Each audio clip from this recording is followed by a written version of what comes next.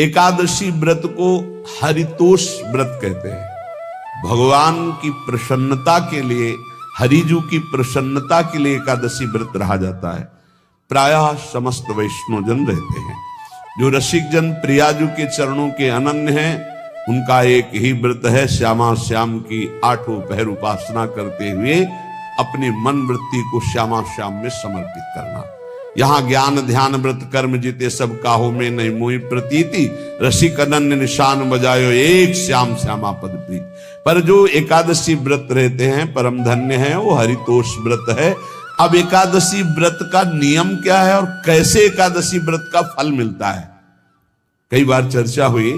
बहुत सुंदर तस्मा शास्त्रम प्रमाणम थे, शास्त्र प्रमाण के अनुसार श्री सनातन मुनि बोल रहे हैं, अथ ते नियमान वच्मि व्रते ह्रस्मिन् दिनत्रये, कास्यम मांसम मसूरान्नम चणकान को द्रवास्तथा, शाकम मधुपरान्नम च पुनर्भोजन मैथुने, दशम्याम 10 वस्तूनि वर्जयेत वैष्णवः सदा।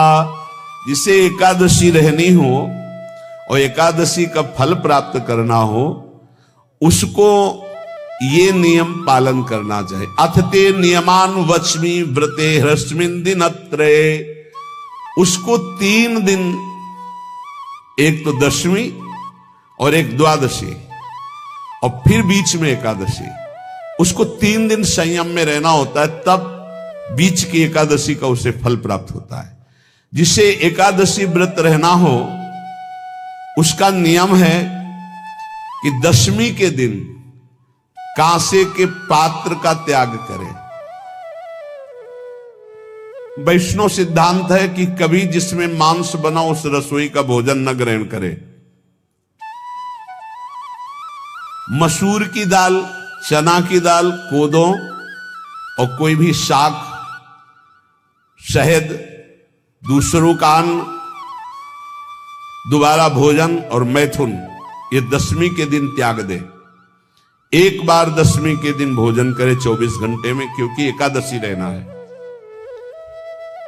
कांसे का पात्र, जिस रसोई में मांस बना उसके भोजन का त्याग, मसूर की दाल, चना, कोदो, शाक, मधु अर्थात शहद और दूसरे के द्वारा दिया हुआ भोजन और दोबारा भोजन और मैथुन क्रिया, इनका दशमी के दिन कभी भी प्रयोग ना करें। इन 10 वस्तुओं से वैष्णव दूर रहे दशमी के दिन। फिर एकादशी के व्रत में, ये पीछे तो हम वर्णन कर ही चुके हैं, कहीं नहीं आया यहाँ कुटू का वो कचौड़ी पकौड़ी और सिंघाड़ा का हलवा और ये दुनिया के खीर और सब। ये एकादशी के दिन किसी भी तरह की गेम आदि क्रीड़ा ना खेले। जैसे अब आज व्रत है तो बैठे हैं अपना मोबाइल में गेम खेल रहे हैं, ऐसा कोई भी क्रीड़ा नहीं, द्यूत क्रीड़ा, किसी भी तरह का गेम, ये सब खेल नहीं। द्वित क्रीड़ाम च निद्राम च तांबूलम दंत धावनम, परापवादम पैशून्यम स्तेयम हिंसाम तथा रतिम, कोपम हृणत वाक्यम च एकादश्याम विवर्जयेत। एकादशी के दिन उपासक को चाहिए कि वो किसी भी तरह की क्रीड़ा, मनोरंजन बिल्कुल नहीं। चनिद्राम, नींद नहीं लेनी उसको, न दिन में न रात में, एकादशी व्रत। और प्रायः पुराने महापुरुषों ने ऐसा किया है। रामदास जी डाकोर के रात में जाते थे, रणछोड़ भगवान के यहां कीर्तन करते थे जाकर, तभी तो भगवान उनके कीर्तन पर, उनकी भक्ति पर रीछ कर गाड़ी में बैठकर उनके साथ आए थे। पूरी रात जगकर कीर्तन करना, दिन में तो सोना ही निषेध है। द्वित क्रीड़ाम च निद्राम च तांबूलम, पान खाना निषेध है। एकादशी को बिल्कुल नहीं, जो व्रत रह रहे हैं। और दंत धावनम, वृक्ष से तोड़कर जो दतून की जाती एकादशी के दिन नहीं।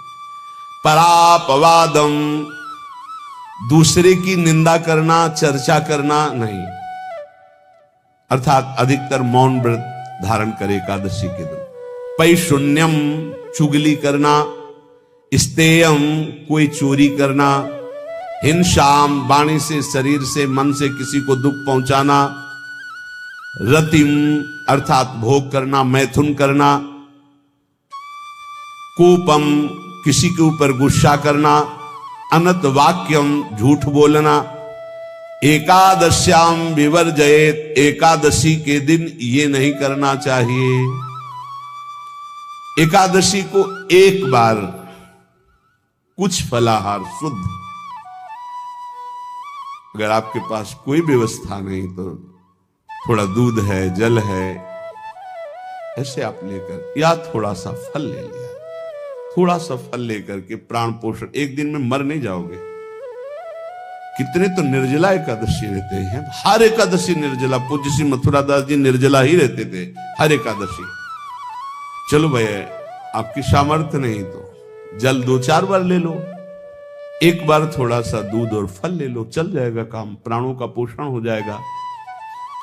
ये आचरण न करे, एक बार कुछ आहार ले ले, वो भी शुद्ध भगवद अर्पित प्रसाद। फिर द्वादशी को काश्यम, मांसम, सुराम, छौद्रम, तैलम, वितथ भाषणम, व्यायामम च प्रवासम च पुनर्भोजन मैथुने, अस्पृश्य स्पर्श मासूरे द्वादश्याम द्वादश त्यजेत। काश के पात्र में द्वादशी को भी भोजन न पावे। जिस रसोई में मांस बनाओ उसमें आहार न ले। किसी भी तरह का नशा द्वादशी को न करे। शहद न पाए, तेल के बने पदार्थ न पाए, मिथ्या भाषण न करे और बहुत शरीर का व्यायाम न करे, बहुत थकावट वाले कार्य न करे। दोबारा भोजन न करे, एक बार द्वादशी को भी भोजन पवित्र। मैथुन न करे, जिसका स्पर्श नहीं किया जाता ऐसे पदार्थों का स्पर्श न करे, और मसूर की दाल न खाए। द्वादशी को जो इन नियमों का पालन करता है, दशमी द्वादशी ऐसे और एकादशी ऐसे, तब उसे एकादशी व्रत का फल प्राप्त होता है। जो इस पद्धति से एकादशी, ये जो मनमानी है सब नहीं, हर पदार्थ मिल जाएगा आपको फलाहार में। हर पदार्थ हमको बताया गया कि आपको जो चाहो वो सब पदार्थ फलाहार का। अरे भाई, हरितोष व्रत है तो हरि प्रसन्नता के लिए एक दिन भूखे रहने बहुत आनंद आता है। पहले भगवत कृपा से ऐसी गंगा जल पी करके कुछ दिन, फिर कभी कभी निर्जला एकादशी का भी आनंद। बड़े संन्यास मार्ग में थे तो बड़े संयम से सब शास्त्रीय पद्धतियों का निर्वाह होता था। उपासक को चाहिए कि इन नियमों से व्रत का अनुष्ठान करे, मनमानी आचरण न करे। सबसे प्रार्थना जो एकादशी रहते हो, हरितोष व्रत इसे कहते हैं, भगवान की प्रसन्नता के लिए रहा जाता है, रहना चाहिए। जो अपनी आचार्य परंपरा में हैं, जैसे जिनका सिद्धांत है, पर रहने का सिद्धांत ये श्री सनत कुमार जी वर्णन, श्री सनक जी महाराज, ये सनत कुमार जी वर्णन की। सनक जी महाराज कह रहे हैं, यदि भगवान का आश्रय नहीं, सत्संग नहीं है, तो इन 4 में से एक हो तो नाश कर देता, फिर चारों हो तो सर्वनाश हो जाता है। यौवनम धन संपत्ति, प्रभुत्व विवेकता, एकैपमप्यनर्थाय किमु यत्र चतुष्टयम। यदि सत्संग नहीं है, यदि भगवद आश्रय नहीं है, खूब धन हो, जवान अवस्था हो, और बढ़िया पद मिला हो, प्रभुत्व चलता हो, और अज्ञान हो, फिर क्या कह रहा है? बोले ये चारों जहां मौजूद होते हैं वहां सर्वनाश का खेल शुरू हो जाता है। अगर इनमें से एक हो तो सर्वनाश करने में पर्याप्त है, और अगर चारों हो तो फिर क्या कहना है?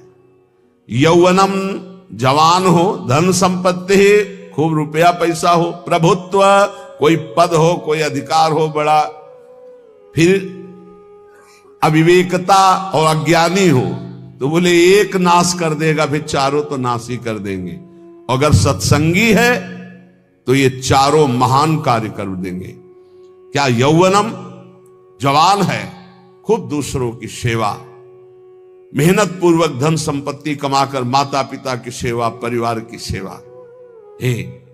ये माता पिता, हमारा वेद कहता है मातृ देवो भव, तैत्तिरीयोपनिषद, मातृ देवो भव, पितृ देवो भव, आचार्य देवो भव, अतिथि देवो भव, यान्य नवद्यानि कर्माणि तानि सेवितव्यानि नो इतराणि, यान्यस्माकः सुचरितानि तानि तोयोपास्यानि नो इतराणि, ये के चास्माच्छेयाः सो ब्राह्मणाः तेषां त्वया स्नेन प्रश्वसितव्यं, श्रद्धया देयं अश्रद्धया देयं, श्रिया देयं ह्रिया देयं भिया देयं संविदा देयं। वेद कहता है मातृदेवो भव, माता साक्षात हमारी भगवान है। देव हरि को कहते हैं, केशव देव जैसे कहा, हरि को कहते हैं गोविंद देव। मातृ देव, माता भगवान है। धिक्कार है उन पुत्रों को जो अपने माता के द्वारा पोषित किए हुए शरीर से हाथ उठाते हैं अपने माता पिता के ऊपर। नरक में तुम्हारी जो दुर्दशा होगी भोगोगे। एक हमको दिखाया गया दृश्य कि अपनी माता की कोख में लात मारता है, थप्पड़ मारता है, पिता बैठा है उसको लात मारता है, थप्पड़ मारता है, बाल घसीट कर गेट तक माता को ले जाता है। अब इनकी जो दुर्दशा होगी ये बोल नहीं पाएंगे, बता नहीं पाएंगे। ऐसी जगह मारा जाता है कि बस तलकते रहो, कुछ कह नहीं सकते। घोर नरकों की प्राप्ति होती। वेद कहता, तैत्तिरीयोपनिषद, मातृ देवो भव। ध्यान से सुन लो, सत्संग है, ये माता साक्षात भगवान है। अगर तुमने मारा, वाह भर करके इसके आंसू गिरे, जितने आंसुओं की बूंद से भूमि के कण भींजेंगे उतने कल्प तक नरक भोगोगे। ध्यान रखना, तुम्हारा कभी यश, कभी कीर्ति, कभी श्री, कभी हिरी, ये कभी तुम्हारे उदय नहीं हो सकती। तुम्हारा सर्वनाश हो जाएगा अगर मां पे हाथ उठाया। पितृदेवो भव, पिता साक्षात भगवान है। देखो भगवान अवतरित हुए तो प्रात काल उठी कै रघुनाथा, मातु पिता गुरु नावहि माथा। आचार्य देवो भव, माता साक्षात भगवान है, पिता साक्षात भगवान है, आचार्य गुरुदेव साक्षात भगवान है। जो अपनी माता को, अपने पिता को दुख देता है, अपने गुरुदेव की अवहेलना करता है, उसका कभी मंगल हो सकता है? वो कभी सुख प्राप्त कर सकता है? वेद कहता है जो निर्दोष कर्म करते हुए धन कमाकर, कैसा कर्म? निर्दोष कर्म करते हुए धन कमाता है और उस धन से अपने बूढ़े माता पिता और गुरुजनों की सेवा करते हैं, जीवन धन्य है। धिक्कार है उस पुत्र को, धिक्कार उस जवानी को, धिक्कार है उस धन को, धिक्कार उस बुद्धि को जिसको ये सब प्राप्त होने पर भी अपने बूढ़े माता पिता को दर दर के भटकने के लिए विवश कर देते हैं, जो अपने बूढ़े माता पिता को कष्ट देते हैं। जहां वेद कह रहा है मातृ देवो भव, पितृ देवो भव, आचार्य देवो भव, अतिथि देवो भव, चारे बातें कही। अतिथि देवो भव, अगर बिना परिचय के कोई आ गया, कह रहा भूखा हूं, भोजन पवा दो, भगवान पधारे हैं, हम कह रहे मत अंदर आने दो, गेट के बाहर पवा दो, तुम्हारा संशय पर उसे भूखा मत जाने दो। अतिथि देवो भव, जो निर्दोष कर्म करके अर्थ कमाकर अपने माता पिता गुरुजनों की सेवा करता है, उसी का जीवन धन है। वीडियो पसंद आई तो प्लीज़ चैनल को लाइक शेयर सब्सक्राइब करना ना भूलें। Thanks for watching. Radhe Radhe, Hare Krishna. आपका दिन शुभ हो।